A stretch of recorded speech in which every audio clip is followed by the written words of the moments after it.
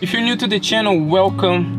My name is Umberto Boncristiani and this is InsideTheHive.tv, the show that takes you into the world of bees. And we like to talk about bees and all bee-related subjects here. So if you like bees and want to know more about them, please consider to subscribe and also hit the bell button so we don't miss a single thing. In today's video, I'm going to talk about a good friend of mine, Dr. Malcolm Sanford, a legend in beekeeping. He teach beekeeping at the University of Florida for so many years, worked with a beekeeper for so many years.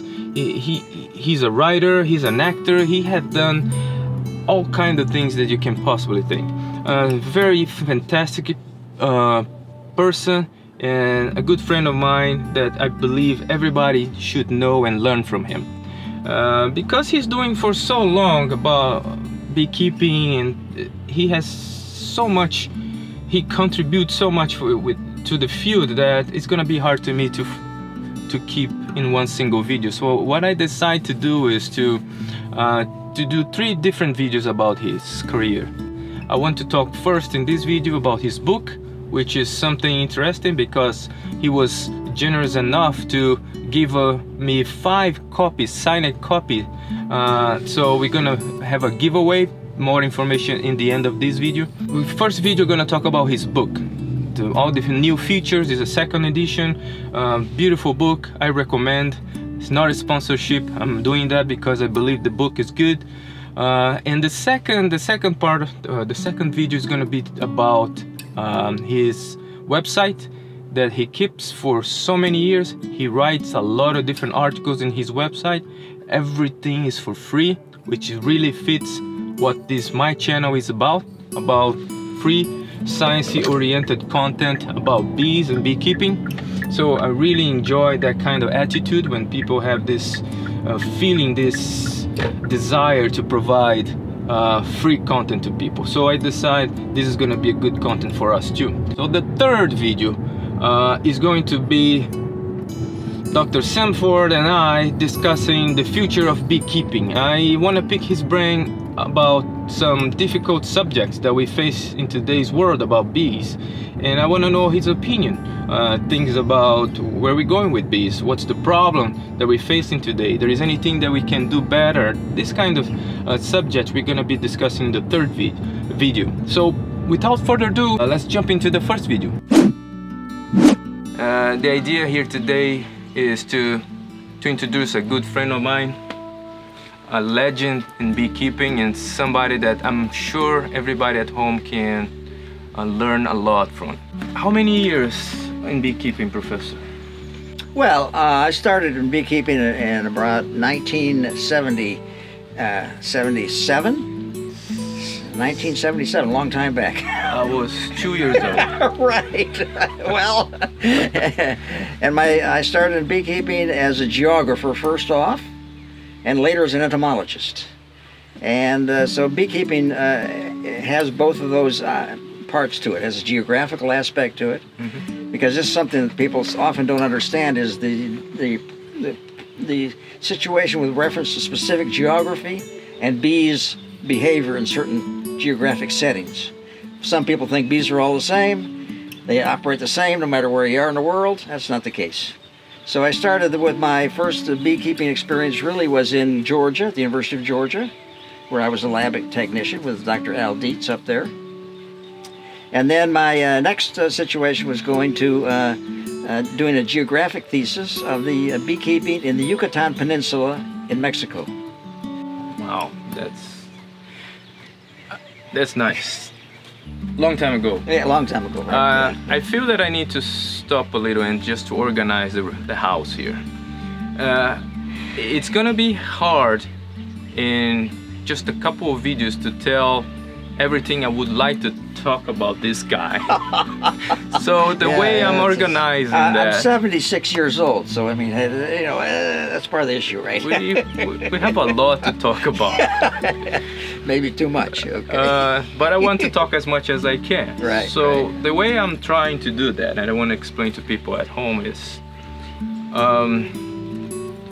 this first video is a short introduction about Dr. Sanford, and we're gonna talk more about his book. Right. Storey's Guide to Keeping Honeybees. Here we go. The reasons and motivations for me to do that, because the first edition of this book was one of the books that I learned beekeeping myself. When the first one came in? First one came out in 2000. 2000. Yeah. Okay, that makes sense. Yeah.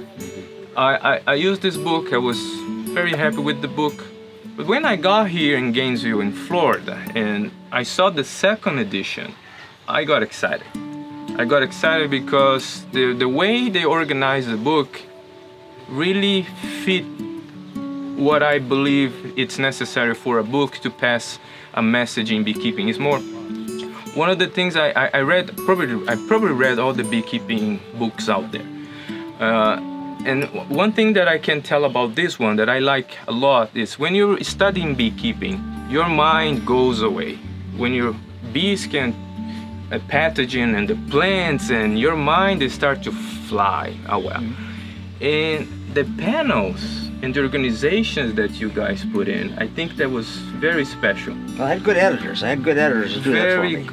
Very good, because you're learning something and you start to ask yourself, oh, how about that? And then the panel is there.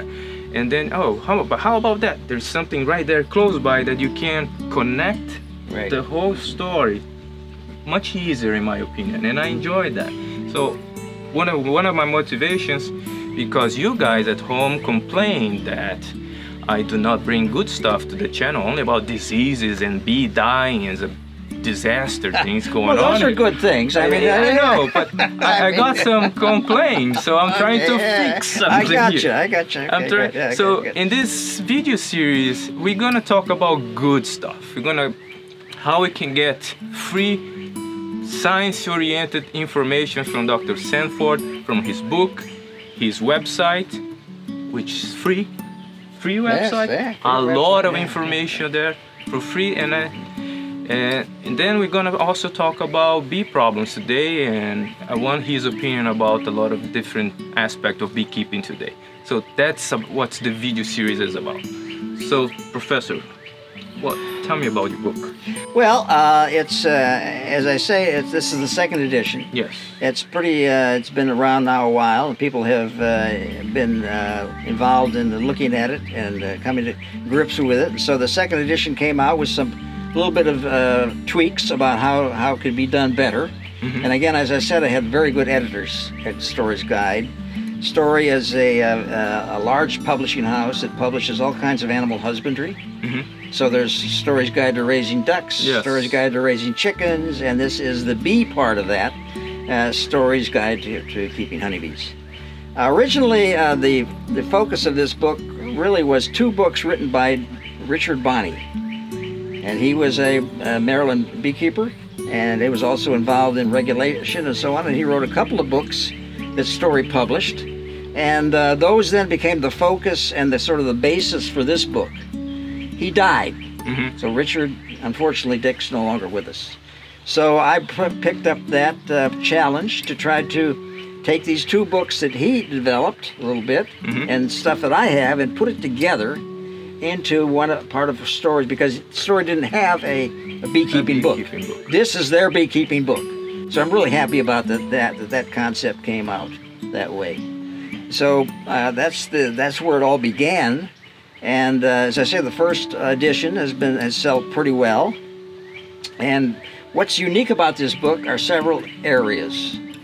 One is stories of beekeepers, real life stories of beekeepers who wrote in. I've written a newsletter for many, many years, and I asked people during the writing of this book, would you send me a story about how you got into beekeeping? What were your challenges? What are you doing? What was your history? Whatever. And we took those stories and put them together and edited them and put them in the book as part of the uniqueness of this book. So it's got these stories that are interspersed throughout the text about various people. We have a bee inspector. We have several people that are involved in bees. We have women beekeepers, men beekeepers, that kind of thing. So that's part of the uniqueness of this book. The other is the panels you're talking about. I love these are text boxes, basically. Yeah. And the boxes, there's a whole list basically of those, that are involved. Ones that might be interested would be like there's one about the observation hive.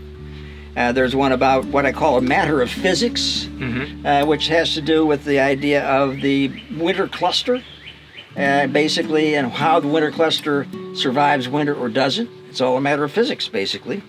The Tao of smoking bees. This is one of my favorites. We know all about the Tao, the idea of the Tao philosophy. Less is more, a kind of idea like that. And so in the Tao of smoking bees, I discuss a little bit about how you can actually use less smoke. Most beekeepers use too much smoke. And so it becomes kind of a judgment call, and the Tao of bee smoke talks about using less smoke and what that means. The next thing that people talked about with this book, the first edition, was line drawings. Okay. Not many photographs. There was one or two photographs on the cover and so on. But Storey decided to go ahead and upgrade this second edition, and it's just chock-a-block full of color photographs. People like that. Yeah. And we got some pretty good response from that. So that's another a little bit different than other books that you might see. And this guide, of course, was upgraded because of that. So we have the text boxes, we have the stories, we have the color photographs, and then we have the actual layout and so on of the book. And I added a couple things about apicentric beekeeping. Apicentric meaning we're not talking so much about beekeepers, but about bees. And there's a new concept out there called honeybee health. That's the new kind of mantra. Yes, the mantra. And, and so honeybee health is an important issue, no question about that. People never thought about that for many years. When I started beekeeping, nobody ever said, "What about honeybee health?" Nobody knew it wasn't an issue, but it is now. Where is the honey? Well, yeah, give me the honey. Give me the honey. Give me the honey, right. And that's another thing that beekeeping has shifted to now. We know it's not much in the books, a little bit about pollination. But when I started beekeeping, it was all about honey. Yep. As I say, when I went to Mexico, it was all about exporting honey to R.B. Wilson Company in New York. And then just in the last, really in the last decade or so, it's now become pollination is the driving force. It's where the money is. That's where the money is, and that's where people that are keeping bees are. And they're not so much in honey production anymore. So that has shifted quite a bit. I don't talk about that much in this book, but I talk a little bit about pollination and what's involved and how people, beekeepers might be able to start that as an enterprise. That's the other thing that beekeeping is interesting in terms of the enterprises. You can produce products, you can produce services, everything around the honeybee, and that makes it a very competitive sort of situation to be in, where you can pick and choose what kind of thing is more economically advantageous to you if you're going to be keeping bees. Reading the book, I trying to ask myself, who were you thinking? Yeah, it's a good question. Because I can see not only basic things, but some more advanced combined. So, who is the target? Well, that's a good question. There's no real right answer to that. I'm not the first person to write a bee book. True. I think you mentioned a few people like Langstreth and back in the 1850s and all that. A lot of so there have been a books out few more bee books written since then, and this is sort of the last of the whatever. But anyway, so as a consequence, in my vision and talking with Storey, we need something that's got will sell more books. I mean, that's one of the concepts. If you don't have no information people want, they're not going to buy your book. So this thing is basically oriented to the beginner. Yeah. It really is a beginning beekeeping book. It is a beginning, but I can see there is more. Right, there is more in that, and that's part of the, over time, the writer myself getting more information, being able to put it involved in the book. But the actual audience is the beginning beekeeper, and that's what we're really marketing to, the beginner. And we hope then that people will come and look at the stories and other kinds of areas and maybe get a little broader view depending on where they're coming from. But it is a beginning beekeeping book. It's not the only one out there. That's true. And you know, and so we're competing with all the rest of the other people too. A lot of good books out there. Yeah, there are a lot of good books. That's right. But you're a good competitor.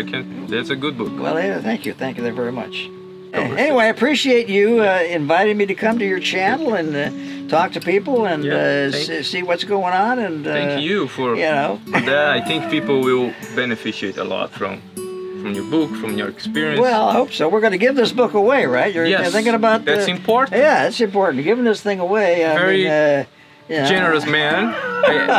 He offered to give away five books. Yeah. And he's gonna sign them. And you're gonna figure out how to do that. I don't know how to do that. There is a way to do that, and I need to do some homework. But I'm glad to do that. So I'm gonna put the Is it kind of like a raffle? How does that operate? It works. I'm gonna need to put the rules. So the rules are down here. You can find in the description below. Good. I'm gonna leave I'll read them myself because I don't have any idea. A link to my website, and the rules gonna be there, so you can see what you need to do to enter in this competition. So it's gonna be 5 books, and the rules are gonna be very well explained there. I'm not gonna spend time here to cover those rules because I probably don't know them yet. We need to figure out a way. It's like everything else in the world. It's kind of a little complex, right? A little more complex than you might think. Yeah. But probably something that for sure is going to be in rules is, one, you need